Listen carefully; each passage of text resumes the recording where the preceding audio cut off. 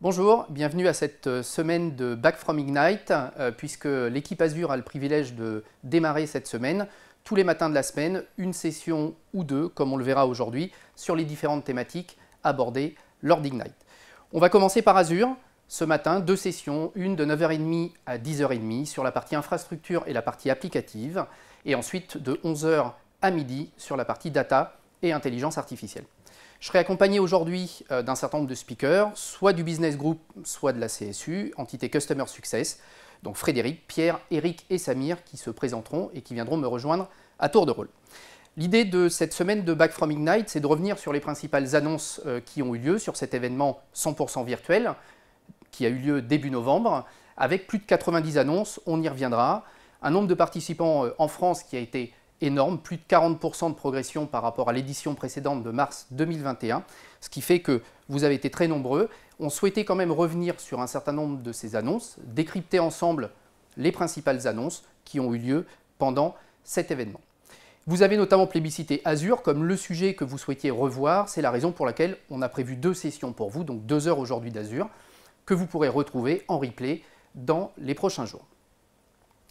Je vous propose donc de démarrer tout de suite sur la session Azure. Tout au long de ces différentes sessions de la semaine, vous aurez la possibilité de poser des questions dans le chat, donc n'hésitez pas. Nos experts y répondront au fil de l'eau. Et puis on aura également l'occasion, en fin de cette session, de pouvoir revenir avec Frédéric sur un certain nombre d'entre elles. Ce qu'on vous propose dans cette première session autour d'Azure, c'est de revenir sur une introduction et de voir les différentes tendances du marché. On a tous en tête la pandémie actuelle qui a certainement fait évoluer un certain nombre de règles et de thématiques dans le domaine du cloud, donc on y reviendra. Ensuite, on fera un focus sur deux grandes parties des annonces qui ont eu lieu pendant Ignite, autour de l'infrastructure tout d'abord, qui est le fondement de ce que l'on va pouvoir construire ensuite sur Azure. Et ensuite, on fera un point plus particulier sur la transformation numérique et sur la modernisation des applications ou leur développement dans un environnement cloud natif. Ensuite, on reviendra pour terminer sur les différentes ressources et éléments pour vous permettre de mieux comprendre, de progresser et d'avancer sur Azure. Dans cette première partie, j'ai le plaisir de recevoir Fred avec moi. Bonjour Fred. Bonjour Fabien. Tu peux peut-être te présenter rapidement? Alors je suis Frédéric Hatz, je suis au sein du groupe produit en France, groupe produit marketing, et en charge plus particulièrement des programmes, notamment clients et partenaires. Merci. Et donc moi, Fabien Méda, j'ai en charge le business développement en France sur les sujets Azure, et on partage donc avec Fred cette ambition dans cette première partie de pouvoir revenir sur un certain nombre d'évolutions du moment et de le mettre en relation, en adéquation avec la stratégie Microsoft autour du cloud Azure. Est-ce que tu peux revenir un petit peu sur l'actualité et l'impact par rapport à l'IT chez nos clients, Fred? Oui, alors il nous a paru important ce matin de remettre un petit peu de perspective et de contexte et de zoomer petit à petit sur les différents pans des annonces Ignite. Donc déjà, premier point, on est dans une période un petit peu spéciale. On sort d'une année 2020 où beaucoup de clients, beaucoup d'organisations ont été sous le prisme de l'urgence à réagir vis-à-vis de la pandémie, que ce soit pour donner accès à leurs employés, que ce soit aussi pour sécuriser leurs environnements dans leur ouverture vers le cloud, on va y revenir. Mais grosso modo, sur les aspects business aussi, il y a eu un virage. Et là, on le voit complètement dans les années 2021, enfin cette année, et dans les périodes à venir. Beaucoup d'entreprises se posent la question justement de sécuriser ces aspects-là. C'est-à-dire que le cloud est devenu une nécessité. Ça a accéléré, on va y revenir. Mais beaucoup d'entreprises maintenant ou d'organisations réfléchissent à comment appréhender, apprivoiser le cloud, que ce soit encore une fois pour donner accès à leurs employés de manière sécurisée, pérenne, que ce soit sur le fait de piloter la reprise économique, alors que ce soit sur des aspects expansion géographique, que ce soit sur les rachats, que ce soit sur le fait de délivrer des produits de manière plus agile vers le marché. On voit que les entreprises aujourd'hui sont vraiment dans une logique de le cloud est là, comment je l'intègre. Et on voit dans un certain nombre de chiffres que l'on constate au niveau des études, les analystes nous le confirment, les entreprises se posent la question vraiment à tous les niveaux.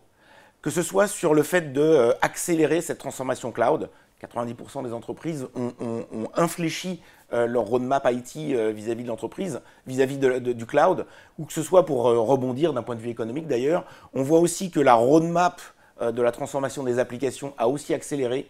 Là où on se posait la question de mettre quelques workloads dans le cloud, aujourd'hui, on souhaite en mettre de plus en plus rapidement. Les roadmaps des entreprises sont complètement revus à la hausse ou à l'accélération de manière très drastique.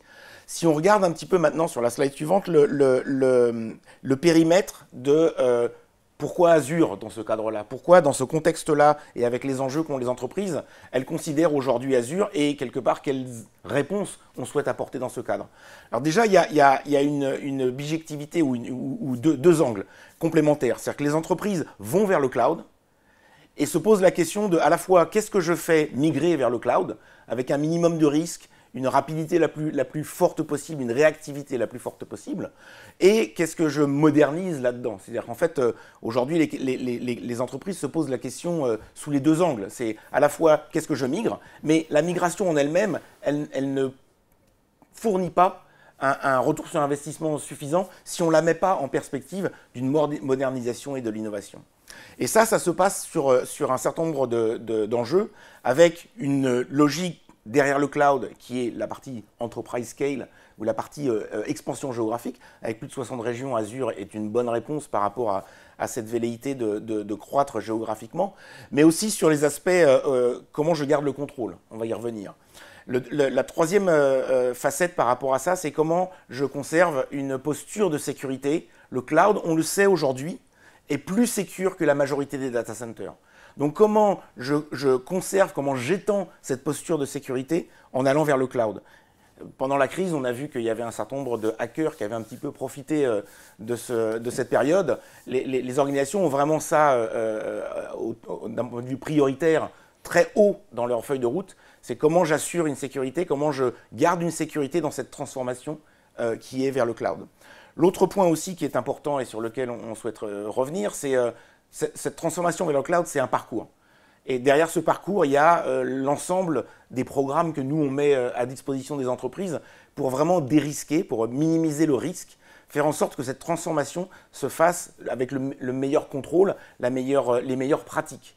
Et ça, on a un certain nombre de programmes qui soient Azure Migrate et Modernize, ou que ce soit les programmes Fast Track, qui nous permettent de donner un certain nombre de directions aux entreprises, basé sur le savoir-faire de notre engineering, mais aussi sur ce qu'on apprend au fur et à mesure des migrations des clients que l'on accompagne et que l'on enrichit et que l'on renvoie ou que l'on restitue dans l'accompagnement qu'on peut fournir aux entreprises. Et puis, il y a un pan qui est au milieu dans ce qu'on vous affiche, qui est cette trajectoire, elle est progressive. Et toutes les entreprises, toutes les organisations ont cette logique d'hybridation maintenant qui est au cœur de leur réflexion. Et derrière, cherchent la flexibilité associée à cette hybridation, qu'elle soit au niveau applicatif, infrastructurel et data. On va y revenir plus largement dans la matinée. Bien sûr. Mais c'est quelque chose qui est vraiment central et qui est aussi central dans l'offre que l'on propose avec Azure, avec notamment des briques qui sont Azure Arc, et sur lequel justement peut-être tu peux nous donner quelques éléments de repère. Alors effectivement, j'aime bien dans ce que tu as présenté, c'est que le fait d'aller vers le cloud, ce n'est pas uniquement une histoire de technologie. Et effectivement, quand on parle d'hybridité, le premier réflexe ou la première pensée qui peut venir, c'est le choix dans la distribution de mes workloads, c'est-à-dire où est-ce que je vais exécuter ces différents services. Mais tu l'as dit, l'accompagnement Microsoft, ce n'est pas uniquement de la technologie, c'est aussi une réflexion, un accompagnement, une modernisation, puisque tirer parti du cloud, c'est effectivement aller chercher cette élasticité, mais également pouvoir innover. On y reviendra dans le troisième chapitre autour de l'innovation et notamment de la modernisation ou du développement cloud natif des applications.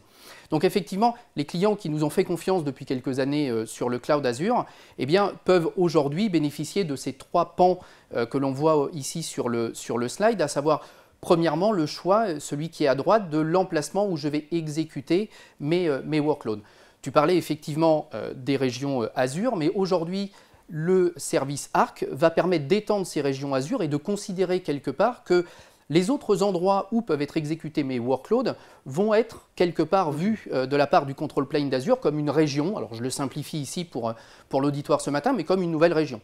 Donc on va typiquement parler dans cet environnement-là, soit d'hybride, plutôt on-premise versus le cloud Azure, mais qui dit cette exécution hybride va nous permettre d'aller chercher un endroit où on va exécuter les workloads, quelque part n'importe où, dans un autre service de cloud public, dans un service de cloud privé, on-premises sur de l'existant ou sur des choses nouvellement déployées. On parlera un petit peu de Azure Stack en version hyper convergée tout à l'heure avec Pierre, mais également bien sûr cette notion d'hybridité très présente dans l'environnement IoT pour un traitement plus local, soit pour des questions de disponibilité, soit pour des questions de réactivité ou de volume tout simplement de données à traiter localement versus ce que je fais remonter dans le cloud. Donc ce qu'il faut bien voir, c'est qu'effectivement cette notion d'hybridité avec Arc, c'est la capacité d'exécuter mes workloads, désolé pour l'anglicisme, mais qui est le chapeau, puisque derrière, on va pouvoir bien sûr penser à des machines virtuelles.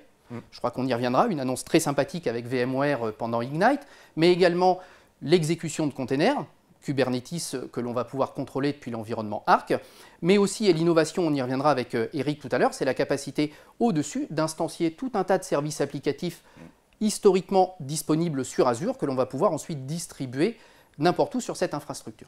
Donc ça, c'est le premier pan qui est effectivement réellement autour de l'exécution des workloads, quelque part, du choix géographique de l'exécution des workloads, à des fins réglementaires, à des fins de disponibilité, quelle qu'en soit la raison. Mais ce qui est intéressant, et c'est le retour d'expérience de nos clients qui utilisent Azure depuis quelques années, c'est que le fait de travailler avec ce control plane un petit peu centralisé va permettre, bien sûr pour les ressources Azure, mais de manière bien plus globale, donc y compris pour les ressources qui vont être quelque part pilotées par Arc, de pouvoir travailler sur les thématiques sur lesquelles vous allez revenir avec Pierre dans cette deuxième partie, autour de la sécurité, du monitoring, de la gouvernance, qui est un vrai atout de cet environnement pour respecter une politique de sécurité, pour respecter une convention de nommage, appliquer des règles par exemple, ou monitorer l'environnement de manière complète, que ce soit sur des infrastructures on-premise, des infrastructures dans le cloud public ou ailleurs sur un autre cloud public. Et puis, troisième thématique que l'on discute assez fréquemment avec nos clients en termes d'hybridité, c'est cette capacité de mettre en avant les investissements, alors bien sûr en termes de compétences, en termes d'exploitation, en termes d'administration, en termes de monitoring, mais aussi autour de tout l'outillage. On parlera autour du développement, des outils de développement, mais également autour du DevOps, qui est de dire qu'à partir du moment où je vais avoir travaillé sur mon CI/CD, la gestion de mes pipelines, que le point d'arrivée soit quelque part le cloud Azure ou n'importe où, eh bien c'est plus un critère et le développeur va pouvoir continuer de s'investir et de se focaliser sur le code, sur l'intelligence et pas sur l'infrastructure sous-jacente, même si au final l'exécution du workload est programmée pour être on-premise ou ailleurs sur le cloud.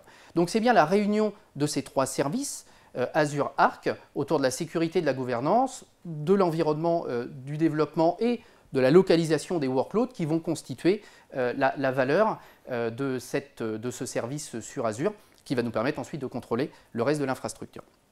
Voilà, et on y reviendra dans les deux prochains chapitres pour lesquels eh bien, on ne va pas tarder à avancer. Donc effectivement, pour résumer cette première partie, comme très fréquemment lors de Ignite, énormément d'annonces, plus de 90 annonces ici, plus d'une trentaine qui concernent Azure. On va en décrypter une partie ce matin. On vous mettra bien sûr la liste des ressources à disposition pour pouvoir aller plus loin et vous pointer, tout en gagnant du temps, vers les bonnes ressources. Voilà, je te laisse conclure cette introduction avant de passer, je crois, à une première partie infrastructure. Et puis je vous retrouverai un petit peu plus tard lors de ce webinaire. Absolument, merci Fabien. L'idée, c'est qu'effectivement, aujourd'hui, dans les approches des organisations, on constate qu'il y a un mix entre la partie migration, modernisation, construction de nouvelles applications.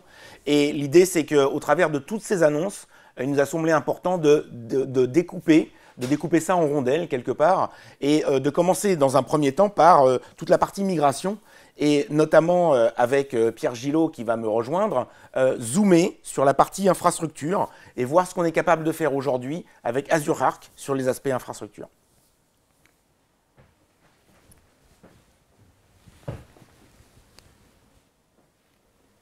Alors, bonjour Pierre. Comment ça va? Ça va très bien. Je suis ravi de t'accueillir. Donc Pierre Gillot, CTO de la CSU. Donc derrière ces sigles, est-ce que tu peux nous commenter un petit peu ce qui se cache et quelle est ta mission concrètement chez Microsoft?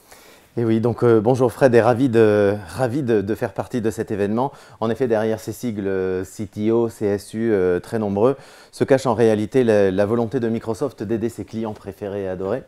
Et donc mon rôle en tant que CTO dans cette équipe, donc CSU, ça veut dire Customer Success Unit. Moi, mon but, c'est justement de faire que nos clients soient successful, qu'ils aient du succès dans l'implémentation de leur plateforme Azure. Et donc, j'aide les clients à accéder à la plateforme Azure dans les meilleures conditions de sécurité, de scalabilité, de disponibilité pour que leur projet soit réussi de bout en bout. Et c'est donc mon rôle aujourd'hui, peut-être de parler un petit peu de ces différentes expériences.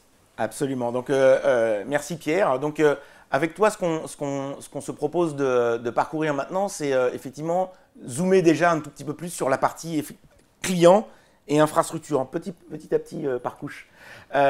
On voyait ça avec Fabien à l'instant, donc transformation cloud. Oui. Azure pris en compte, regardé, intégré, déployé par beaucoup de nos clients.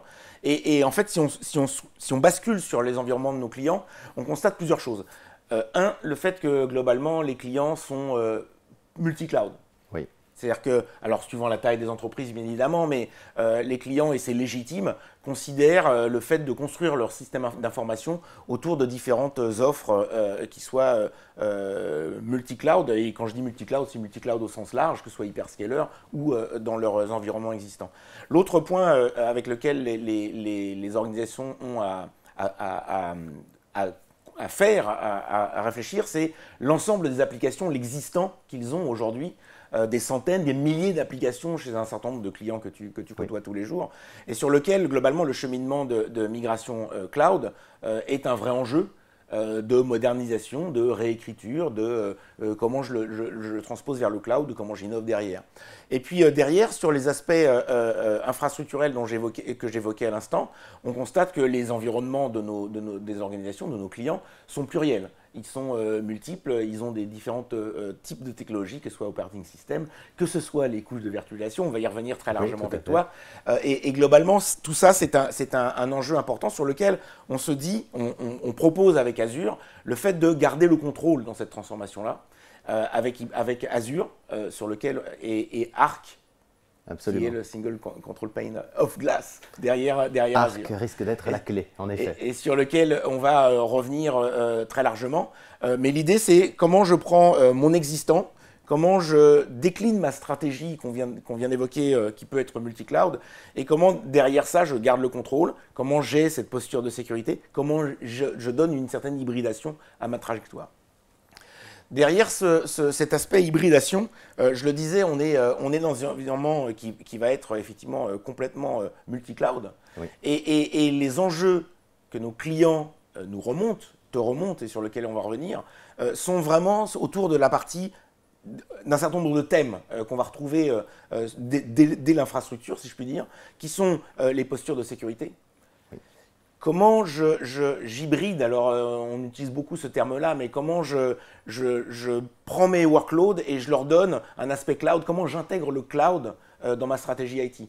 Encore une fois, ça c'est un point qui est assez important et qui est peut-être pivot dans ce qu'on se dit ce matin, c'est pas tout basculer dans le cloud, c'est intégrer le cloud dans ma stratégie informatique. Absolument. Et donc c'est effectivement là qu'on pense qu'avec Azure Arc, on essaie d'apporter une solution, un cheminement sur lequel on va revenir couche après couche avec toi. Exactement. Oui, tout à fait. Est-ce qu'on peut commencer déjà par Arc? Arc, c'est nouveau. C'est quelque chose que les clients utilisent dès aujourd'hui. Et comment ils s'y prennent aujourd'hui? Ben, en effet, Arc, ce n'est pas tout à fait nouveau. Donc, c'est un produit qui existe. Alors, pas un produit qui existe depuis 10 ans, bien évidemment.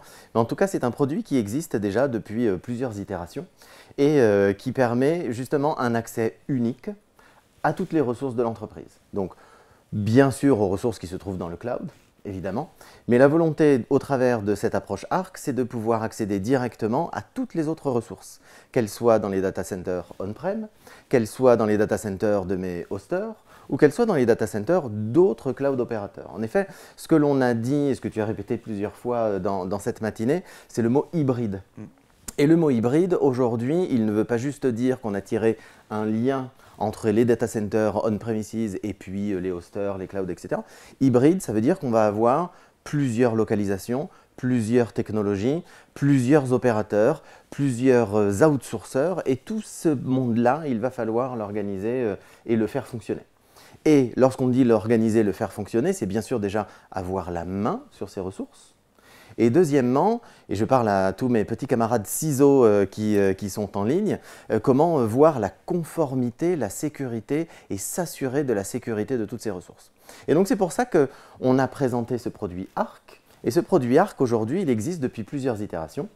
Et donc on le voit dans la diapositive qui va arriver. C'est justement le fait de dire qu'avec Arc, on va pouvoir faire deux choses. Dans la diapositive que vous avez à l'écran, eh bien, vous voyez qu'il y a deux petites flèches. Il y a une flèche plutôt montante, et cette petite flèche, eh bien, ça va vouloir dire que je vais pouvoir prendre la main sur mes ressources. Je vais pouvoir accéder à des ressources qui ne sont pas dans le cloud Azure, qui sont peut-être dans d'autres clouds, dans d'autres ressources, chez d'autres hosters, dans d'autres géographies, mais en tout cas, je vais pouvoir accéder à ces ressources-là. Et puis, dans cette diapositive, j'ai laissé exprès les petits mots-clés GA, comme General Availability, ça veut dire que ce produit il est disponible, on n'est pas en preview, on n'est pas en expérimentation, c'est un produit qui est utilisable en production. Et donc, justement, eh bien, grâce à cette petite flèche, même si elles sont toutes petites, elles ont un grand sens, ces flèches, eh bien, on va pouvoir en effet prendre la main sur ce qui existe. Et puis, il y a une autre petite flèche, mais je voudrais la garder pour tout à l'heure. Je voudrais qu'on fasse un focus particulier sur celle que j'ai entourée en rouge, donc la flèche montante. C'est justement prendre la main sur les ressources. Et donc là, je voudrais faire un petit focus, si tu veux bien, et parler en fait, j'ai deux de mes clients avec lesquels je travaille actuellement et qui sont des clients plutôt orientés CAC 40, un dans l'industrie, un dans la santé, donc qui représentent un peu peut-être les personnes qui sont en ligne aujourd'hui et qui nous voient.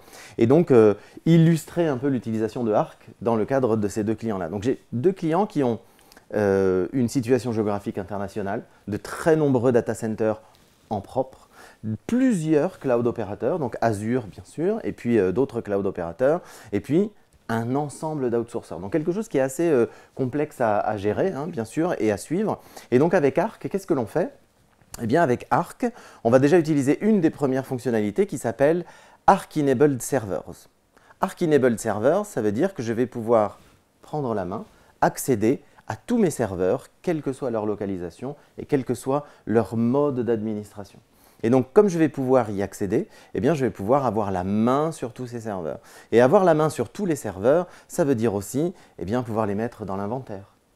Comme beaucoup de nos clients, ces deux clients-là sont très attachés à ce qu'ils appellent la CMDB, donc le catalogue des ressources. Ce catalogue des ressources qui cause tant de soucis à tant de clients, eh bien là, justement, on va pouvoir alimenter cette fameuse CMDB uniquement en inscrivant notre serveur dans Arc, et on va voir cette CMDB qui va se tenir de manière automatique. Donc, les accéder, les cataloguer, avoir un inventaire. Et si on a un inventaire, eh bien, on va pouvoir surtout regarder ce qu'on appelle la dérive sur les serveurs. Les serveurs qui changent de configuration avec le temps parce qu'on a mis un upgrade, parce qu'on a rajouté une petite application, parce qu'on a fait une petite correction. Bah, toutes ces dérives, elles vont pouvoir remonter.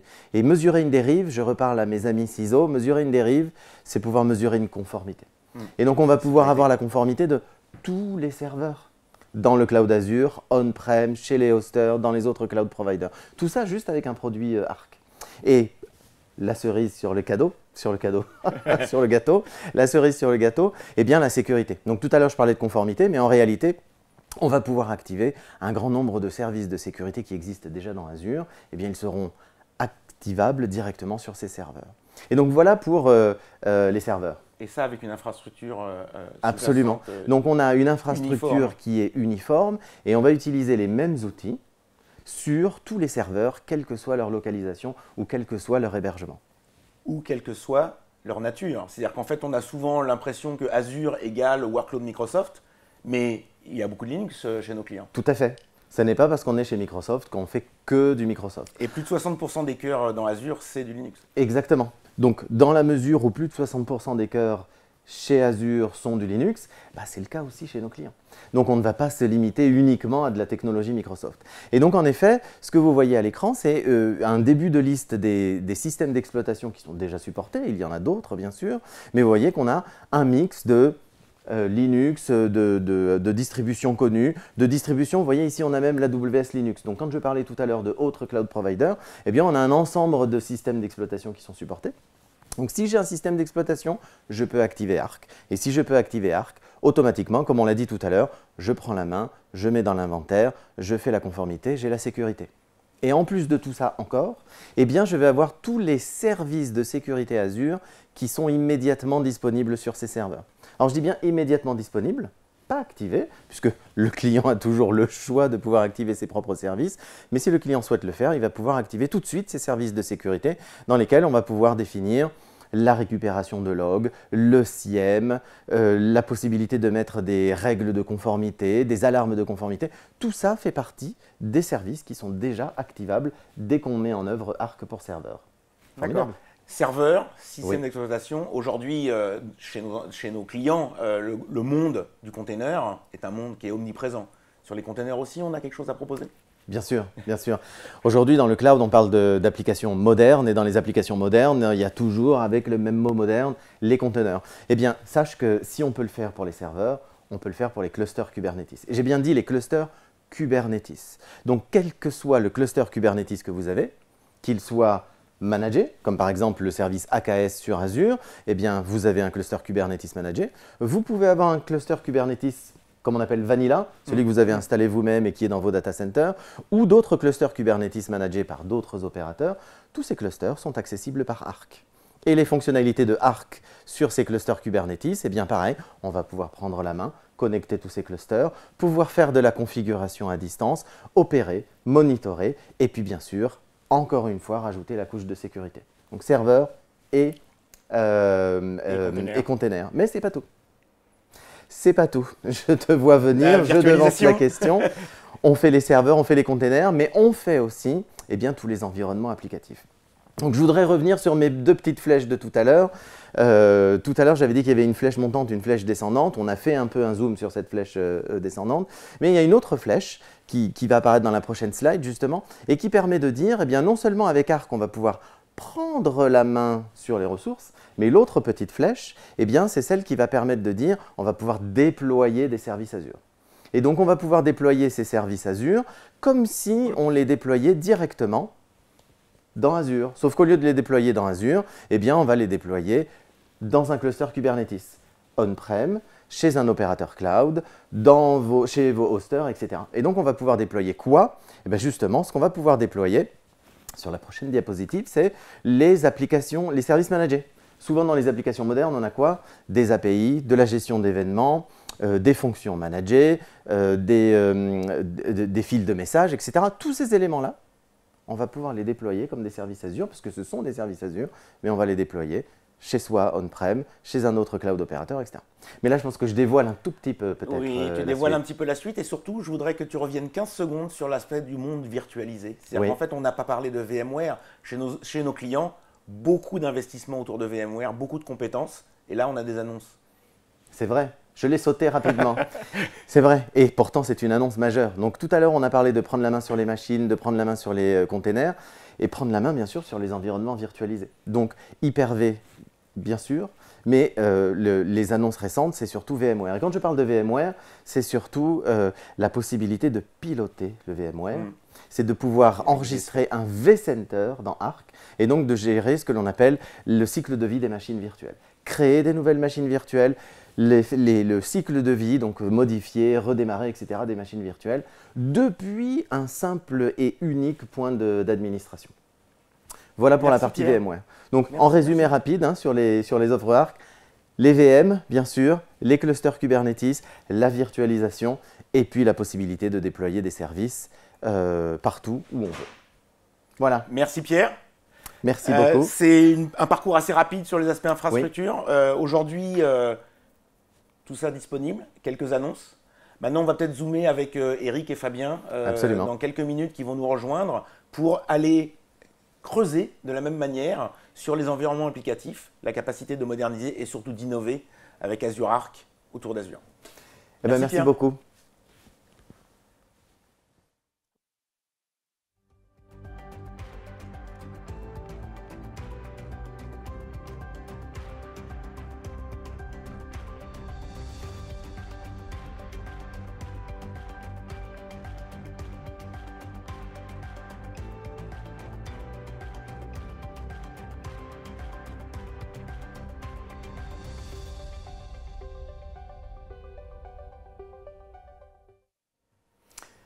Rebonjour, et donc je vous propose dans cette troisième partie d'accueillir Eric. Bonjour Eric. Bonjour Fabien. Tu veux peut-être te présenter pour nos auditeurs? Oui, alors moi je suis à la Customer Success Unit chez Microsoft France et je suis CTO pour toute la partie application. Super, enchanté de te recevoir dans ce décryptage d'Ignite. Donc ce que je vous propose dans cette troisième partie, c'est de construire cette discussion et d'échafauder sur la présentation que Pierre et Frédéric viennent de faire autour des fondamentaux de cette partie infrastructure.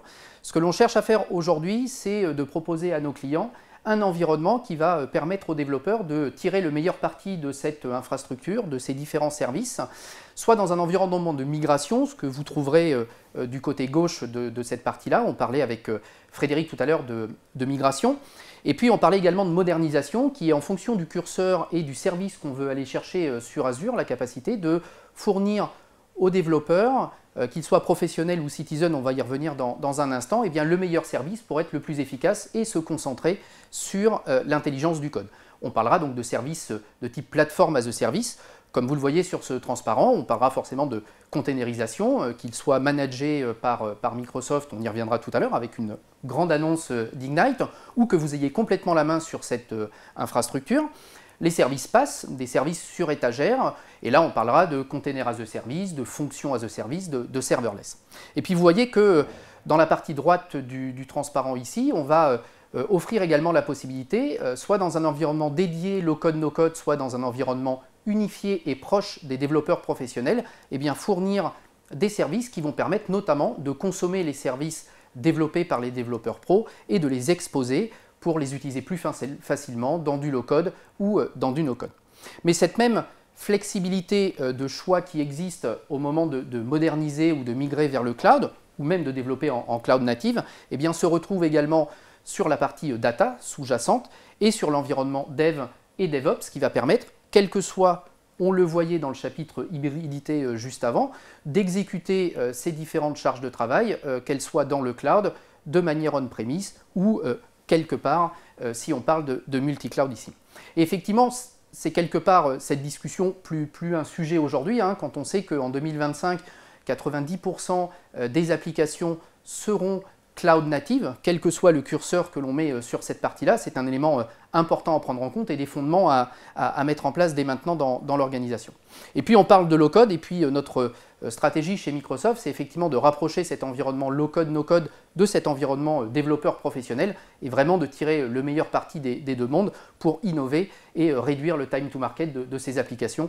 On en parlait avec Frédéric en introduction. Alors l'outillage qu'on fournit aux développeurs, il est connu et je pense qu'aujourd'hui on a clairement la plateforme la plus avancée sur le marché et la plus holistique pour fournir ces différents outils. Donc en termes d'édition de code, en termes de gestion DevOps, que ce soit en termes d'accès aux usages et aux services de la plateforme Azure, mais également l'intégration que l'on fait dans Power Apps pour pouvoir exposer ces API, ces services développés sur Azure et les rendre les plus facilement consommables. Mais comme on le voyait tout à l'heure, cette notion d'hybridité, elle apporte quoi à l'environnement du développeur? Eh bien, elle apporte le fait de ne pas se préoccuper de l'endroit où on va ensuite exécuter les charges de travail. Et c'est vrai qu'avec Pierre et Frédéric, on parlait juste avant de l'exécution de machines virtuelles ou de containers. Là, avec Eric, on parlera tout à l'heure de la capacité d'exécuter des services applicatifs qui historiquement ont été développés sur Azure, n'importe où, sur l'infrastructure de nos clients ou dans un environnement multi-cloud. Ça veut dire quoi? Ça veut dire qu'à partir du moment où on a décidé une orchestration, un développement, eh bien on va pouvoir continuer d'utiliser ces différents services de développement, DevOps, et ensuite de pouvoir localiser cette charge de travail où bon nous semble, de manière la plus simple possible, sans que le développeur n'ait à s'en préoccuper. Alors beaucoup d'annonces autour de l'outillage pour les développeurs ou autour du DevOps pendant cette Ignite ou dans un timing resserré autour de l'Ignite. Donc j'en ai noté quelques-unes ici et je vous laisserai les consulter de manière un petit peu plus détaillée, mais autour de GitHub notamment. J'ai retenu ici CodeSpace, la capacité d'instancier pour un développeur un environnement de testing, de debug dans le cloud de manière quasiment instantanée pour pouvoir faciliter ces développements applicatifs. Et puis Copilot, GitHub Copilot, mon petit chouchou ici, pour effectivement introduire de l'intelligence artificielle et aider nos développeurs à être le plus efficace et le plus productif possible.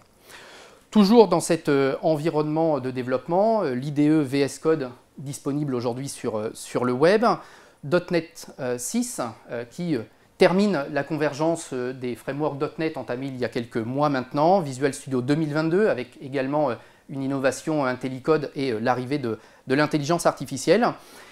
L'intégration à Power Platform, je vous en parlais, et puis l'avant-dernier, la partie Chaos Studio qui va permettre d'introduire dans une architecture applicative un certain nombre de fautes, d'erreurs, qu'elles soient de composants Azure qui viendraient en défaut ou d'environnement externe, permettant de tester la résistance de l'application, de la simuler et donc de l'améliorer, de la rendre hautement disponible pour répondre à différentes problématiques. Mais comme on l'a vu, l'exécution et l'hybridité permet aussi d'aller chercher un endroit géographique, une région Azure, un autre environnement cloud hyperscale ou un environnement on-premise pour exécuter les charges de travail. Et les charges de travail, c'est effectivement mon application, mais ça peut être également de la data, de l'intelligence artificielle. On y reviendra à 11 h avec mes collègues dans la deuxième session. Donc là, avec Eric, ce que l'on vous propose, c'est de décoder plus précisément quelques-unes des annonces d'Ignite. Eric reviendra notamment sur toutes les innovations autour d'AKS, notamment dans le but de simplifier l'architecture microservices et de pouvoir proposer plus simplement la communication entre ces différents composants notamment. On y reviendra tout à l'heure. On parlera aussi beaucoup d'exposition de l'API, des différentes API avec la partie API Management. L'arrivée de l'environnement OpenAI qui permet aux développeurs aujourd'hui de pouvoir consommer ces services cognitifs sur étagère et d'améliorer de la reconnaissance de texte, de la reconnaissance de langage ou de travailler sur d'autres services de résumé. On y reviendra à partir de 11 h. Pas mal d'innovations également sur Java, qu'on ne traitera pas en détail ce matin, mais je vous invite, pour ceux qui sont concernés par l'environnement Java Enterprise Edition, d'aller voir ce qui a été annoncé un petit peu avant Ignite sur Spring Cloud, et puis plus récemment pendant Ignite, la disposition dans le marketplace Azure de WebLogic et de WebSphere, tout ça sur un environnement containerisé pour pouvoir plus rapidement déployer cette infrastructure prêt à recevoir les services Oracle ou IBM. Et puis, on parlera, je pense, beaucoup d'App Service, puisque un des vrais éléments que je ne dévoile pas ici est autour effectivement de l'évolution de la gestion des containers sur Azure. Eric nous en parlera dans quelques instants.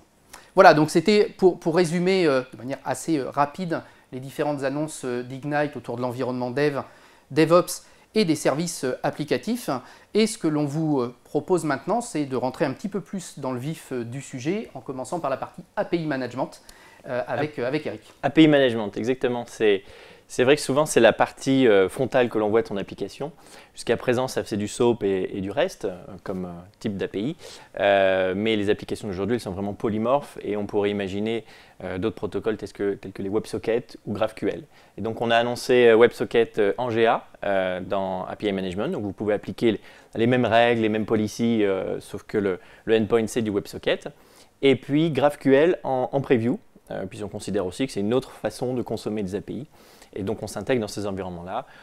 Au passage, on est dans des event-driven architecture aujourd'hui et donc on a rajouté l'intégration EventGrid dans API Management. Ok, donc effectivement, dans ces architectures cloud native, la partie API est critique et primordiale pour effectivement échanger et exposer ces services, donc l'évolution sur API Management. Alors Kubernetes, j'avais listé quelques sujets tout à l'heure. AKS notamment, beaucoup d'innovations et là je pense qu'on peut faire une pause et en parler un petit peu plus. Oui, parce que ce qui est intéressant, c'est que Kubernetes jusqu'à présent c'était plutôt quelque chose d'infrastructure. On déploie une plateforme pour héberger son application. Là, ce qu'on a rajouté, c'est une notion d'application elle-même. Un service mesh, donc on a donné en GA Open Service Mesh. Un service mesh, c'est justement la façon pour les microservices de communiquer entre eux.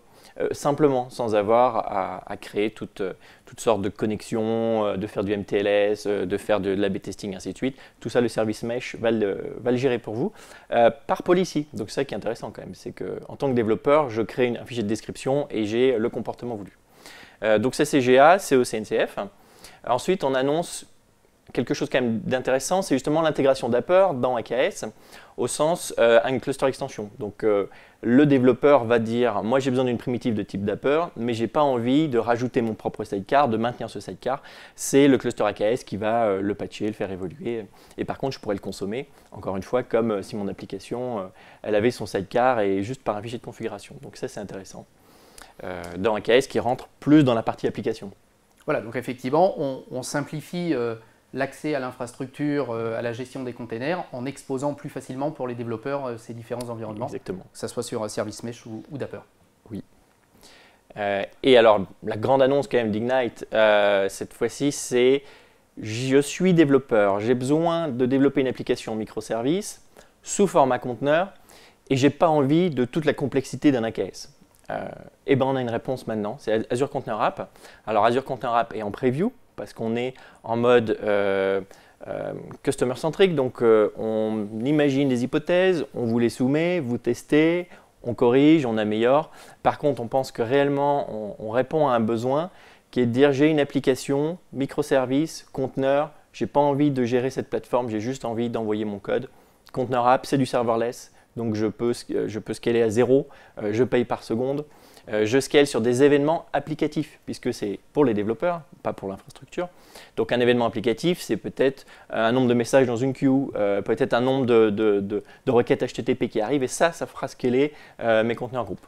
Donc ça, c'est super intéressant pour le développeur, c'est de dire, je consomme une plateforme complètement managée par Microsoft. Je me concentre sur mon code et sur ma partie business. Derrière, Container App, c'est basé sur des composants du CNCF. Donc, c'est un cluster managé Kubernetes. Un environnement, ce qu'on appelle environnement Container App, c'est un cluster managé. C'est vraiment du 1 pour 1.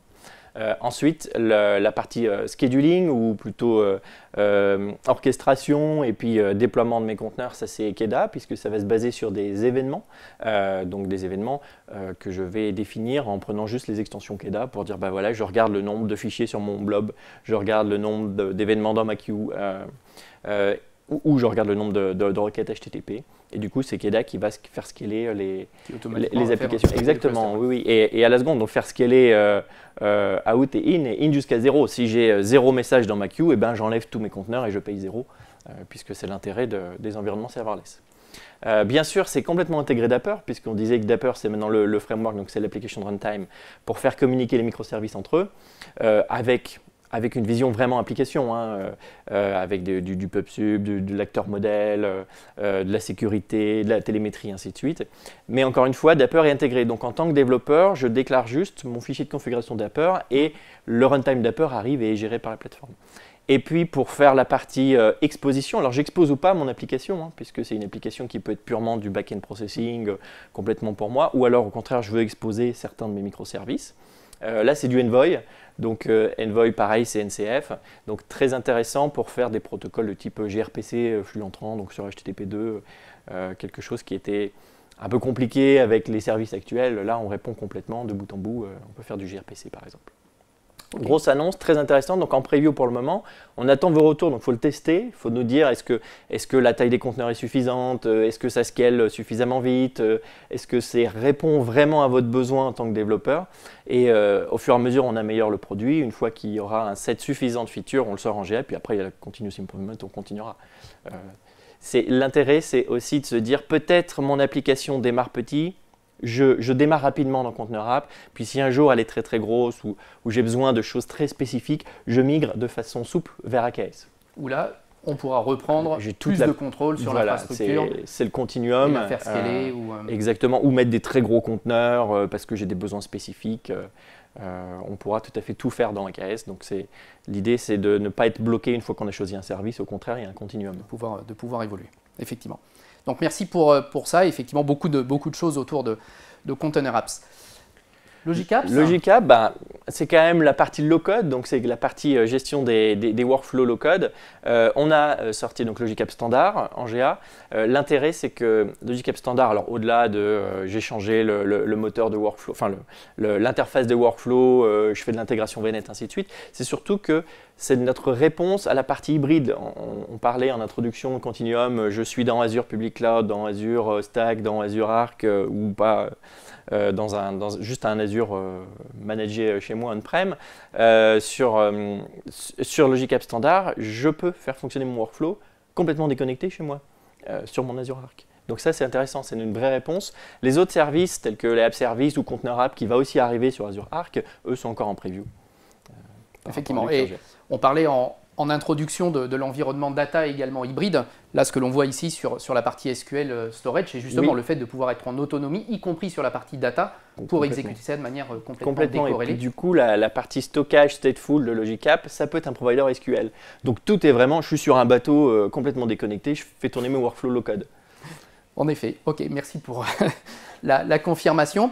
Et puis peut-être le dernier point sur ce chapitre application qui vient conclure toute notre journée hybride dont on parlait depuis ce matin avec Frédéric et Pierre, c'est effectivement les application services, mais non pas sur Azure uniquement, puisqu'on les connaît, je pense, pour la plupart d'entre vous également sur Azure. On peut peut-être y revenir rapidement, mais surtout de le voir dans cet environnement multi-cloud et dans cet environnement hybride. Oui, alors c'est l'intérêt, c'est que se dire, moi en tant que développeur, j'ai besoin d'un service spécifique pour développeur, un app service, une fonction, justement un Logic App, un API management.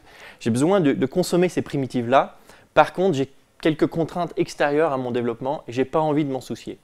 Donc moi, je crée mon application une fois avec des services Azure et ensuite, je choisirai l'instanciation. Est-ce que je l'instancie sur un Azure Arc, sur un Azure Public Cloud? Si c'est un Azure Arc, peut-être que ça fonctionne sur on-premise, peut-être chez un autre cloud provider.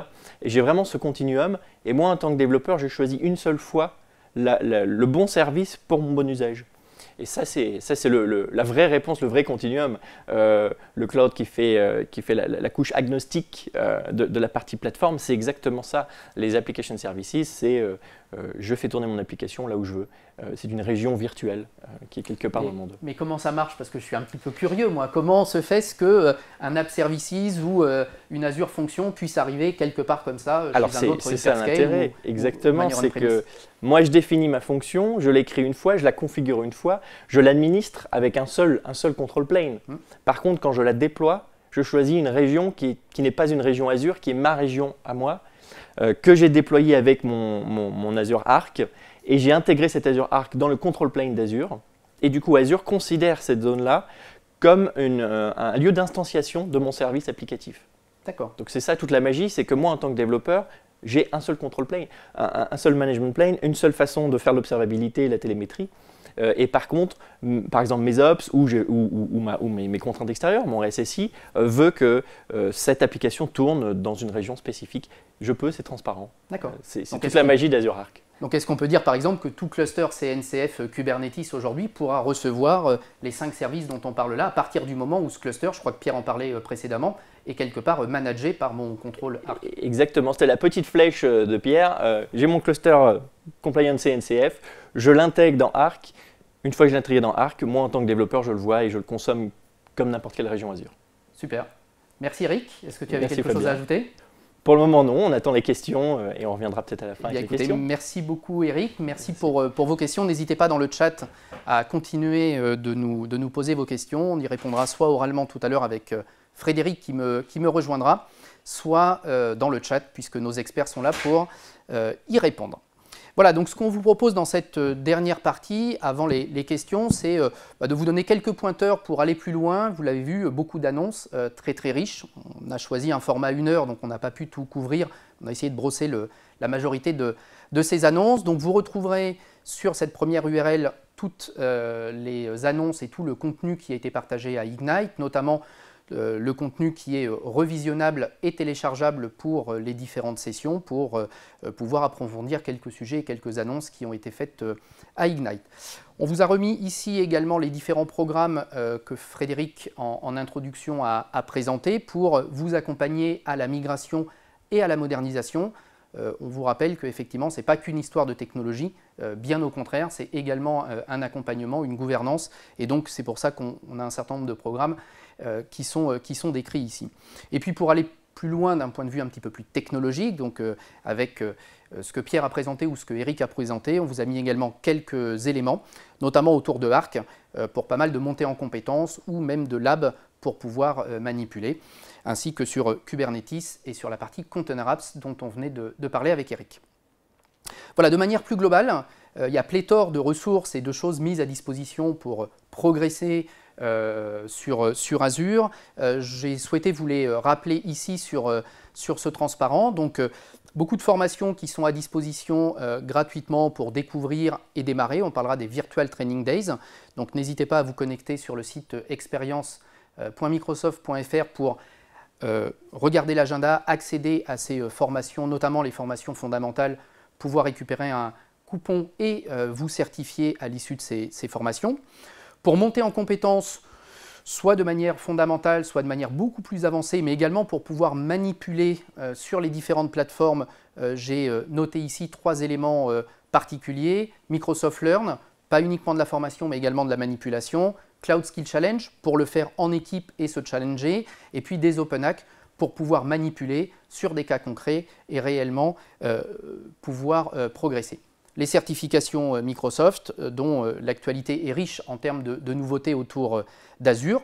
Quelques ressources, le pass pour pouvoir démarrer sur Azure avec du crédit gratuit, le portail développeur, les architectures de référence. On vous a montré plein de composants. On a travaillé pour effectivement simplifier et vous proposer des architectures de référence sécurisées, évolutives et disponibles. Et puis quelques ressources Azure que vous connaissez certainement déjà. Pour rester en contact, pas mal de choses en termes de réseau social, LinkedIn, le site développeur, les chaînes vidéo locales ou corporate, notamment autour du développement logiciel. Pas mal de choses autour également de nos réseaux sociaux sur l'environnement Twitter. Et puis pour terminer cette présentation, puisque rien ne vaut de mieux pour progresser que également d'échanger avec nos pairs, eh bien, les communautés Microsoft qui existent au niveau global que vous pouvez rejoindre pour échanger, notamment en langue anglaise. Et puis également une nouveauté sur la France qui est la création de communautés de user group Azure pour lesquelles je vais laisser Samir, qui m'a rejoint entre-temps, prendre la parole et nous en dire un petit peu plus. Bonjour Samir. Bonjour Fabien, merci pour ce récapitulatif de toutes les ressources, donc c'est pas mal de choses. Et donc si vous souhaitez aller plus loin, on a ce qu'on appelle le club Azure Insiders, qui n'est nul autre qu'une communauté qui est dédiée pour vous, donc pour nos clients Azure, avec pour objectif de vous donner accès à des ressources exclusives. Alors ce club Azure Insiders, c'est une communauté qui est hébergée sur notre environnement Microsoft Teams et qui compte actuellement 3 thématiques qui sont les suivantes: AppDev, Data AI et FinOps. Très prochainement, courant 2022, on va accueillir 2 nouvelles thématiques qui seront infrastructure et très prochainement aussi sécurité. Alors, sur ce club, vous allez retrouver pas mal de choses. Ça va être surtout pour vous d'abord l'opportunité d'échanger avec nos experts Microsoft, qui sont principalement nos Cloud Solution Architects, donc vous avez pu rencontrer juste avant avec Fabien. Et puis aussi l'opportunité d'échanger avec vos pairs, donc tous les autres clients qui sont déjà sur le club et qui vont arriver prochainement, je le souhaite. Donc n'hésitez pas vraiment à poser toutes vos questions. Donc cette communauté est faite pour ça. Posez vos questions, échangez vos best practices, vos bloqueurs, vraiment toutes ces choses-là. Deuxième chose, c'est l'opportunité pour vous de participer à des événements exclusifs, donc des événements qui sont animés soit par nos experts Microsoft, et là ce qui est intéressant c'est que vous allez pouvoir définir les sujets ensemble, donc voilà, on construit la communauté ensemble, donc n'hésitez pas à être force de proposition là-dessus. Nos experts se feront un plaisir de vous les pitcher. Et puis des retours d'expérience client exclusifs. Donc nos clients n'hésitent pas aussi à partager leurs best practices. Par exemple, le 14 octobre dernier, on a un super événement, donc un retour d'expérience par Suez sur FinOps. Et puis sur ce club, on va vous chouchouter pas mal de surprises donc sur nos événements actuels. Et puis prochainement, encore plus de choses qui arriveront courant janvier 2022. Je vous en dis pas plus, il suffit de rejoindre le club. Au niveau de nos prochains événements, Fabien, pas mal de choses sur nos 3 thématiques qui arrivent encore sur décembre. Donc côté AppDev, le 10 décembre, on a ce qu'on appelle le How to Containers sur AKS plus Dapper, égale Love, je vous en dis pas plus. Le 16 décembre, prometteur. Très très prometteur. Le 16 décembre, un super retour d'expérience client cette fois-ci par Amadeus qui vous présentera comment ils ont mis en place des communautés en interne et surtout un guide pas à pas sur la création de communautés, donc un événement super intéressant si le sujet des communautés vous intéresse. Côté Data AI, le 16 décembre prochain, un Insiders Café, cette fois-ci sur le thème du Responsible AI. Et puis côté FinOps, le 7 décembre, encore de nouveau, un retour d'expérience client, cette fois-ci par Total Energy. Et puis on finira le 14 décembre sur un autre Insiders Café. Cette fois-ci, on continue sur notre série avec l'épisode 3 sur comment opérer les réservations. Donc voilà, pas mal de choses qui arrivent encore sur décembre. Et puis donc, si vous souhaitez rejoindre ce club, participer à nos futurs événements, être chouchouté, parce qu'on va vous chouchouter, et échanger avec tous nos autres clients et nos experts Microsoft, il n'y a qu'une seule adresse. Il suffit de cliquer donc, sur le lien qui se trouve dans le chat à droite, donc soit ak.ms/je rejoins le club. Donc au plaisir de vous y retrouver très prochainement et à très bientôt. Merci. Merci Samir, effectivement. Et donc comme tu le disais, hein, l'idée c'est réellement de pouvoir travailler sur ce club et surtout de répondre à vos questions, de pouvoir également prendre des thématiques particulières. Hein, comme on le disait, plus de 90 annonces pendant cette Ignite. Hein, et donc effectivement, certainement des sujets que vous ou vos équipes souhaiteriez creuser. Donc l'intérêt de ce club, c'est aussi cette notion d'interactivité, de pouvoir questionner, de pouvoir choisir ensemble, membres du club, quelle thématique on va vouloir aborder par rapport à cet environnement. Donc dans cette dernière partie, ce que l'on vous propose maintenant, c'est de passer à quelques questions. Frédéric nous a rejoint entre-temps. Rebonjour Frédéric. Bonjour. Et donc on ne va pas tarder à voir les questions effectivement qui vont apparaître, donc questions que vous avez posées tout au cours de la présentation. Peut-être Frédéric, une première question qui est remontée autour de Arc, donc on en a effectivement beaucoup parlé aujourd'hui. Première question qui est par où puis-je ou par où dois-je commencer si je veux me lancer sur cette notion d'hybridité avec Arc?